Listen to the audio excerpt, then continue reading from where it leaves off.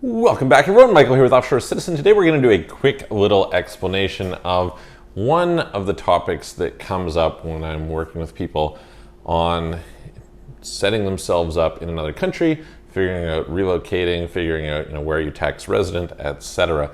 And this is the subject of habitual abode. So I'm going to explain a little bit about what that means, the context of what's important to you. And this is really important for anyone who is thinking about relocating outside of their country and they're concerned about where they're taxed, concerned about, if they go somewhere else, will their former country still tax them, etc. So we're going to dive in and discuss that today. But before we do, as usual, if you haven't already, please hit the subscribe button, hit the notification bell, hit the all notifications.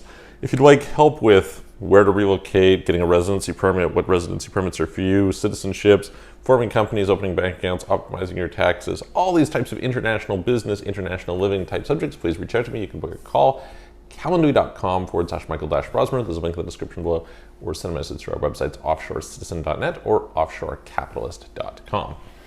Okay, now if you go and relocate, the idea is, where are you taxable? Okay, and one of the things that I think I'll hear people a lot, I've talked about this in a bunch of other videos, that somebody will say, hey, how long do I have to spend in this country to be tax resident? I mentioned before, the key thing is actually less about where you are tax resident and more about where you're not tax resident, because you can be tax resident in multiple places. So somebody will say, oh great, I'm going to go and live in Dubai and I'm going to spend 6 months there and get a tax residency certificate.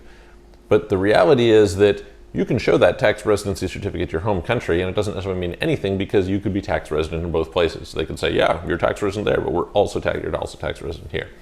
This being said, when we look at tax treaties have a tiebreaker provision in them, okay?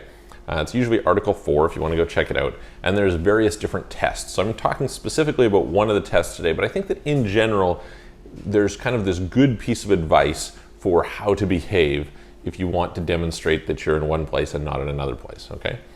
And so typically the third test is what's called habitual abode. Okay, so what does it mean that something is your habitual abode? The idea here is that this is the place that you habitually return to and dwell in, which is different from the previous two tests.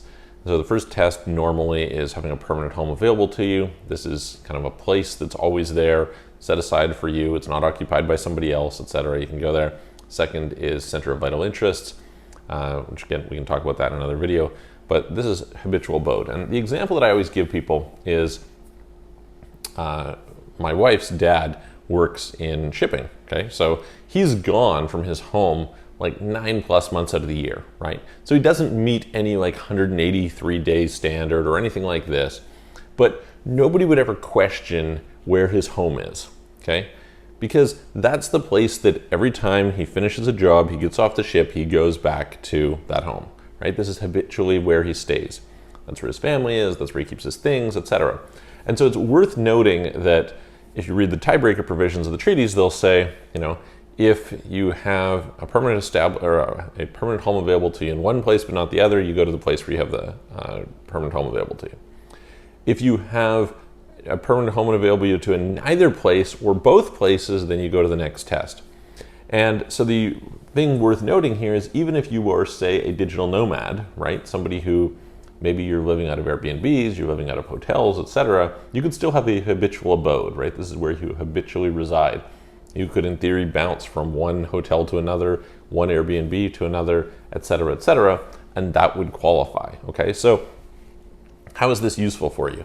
This is useful for you if you're moving out of your country and you're saying, well, hey, what is it that I want to have as the place? How do I want to clearly align that this is my new place of residency? Well, you should treat it as your habitual abode, right? Meaning you aren't necessarily there any fixed length of time. Maybe you're not, wrapped up in your life there totally at first in particular, because it takes time to get into a new community, etc. But as you travel, maybe you say, okay, I move from, let's just say you're moving from Germany to, let's say, Thailand, right? You want to demonstrate that Thailand is your habitual abode, right? Well, what would happen then is, say you go travel to Vietnam, but then you come back to Thailand. You travel to Japan, then you come back to Thailand. You travel to Dubai, then you come back to Thailand. you travel to somewhere else, then you come back to Thailand, right? This is where you habitually return between your trips. Maybe you go on a backpacking trip across Europe and you spend, 3-4 months, but you return to Thailand, right? That is the place that you return to periodically, and you kind of base yourself in habitually. So I hope that gives a sense of the concept. It is, useful.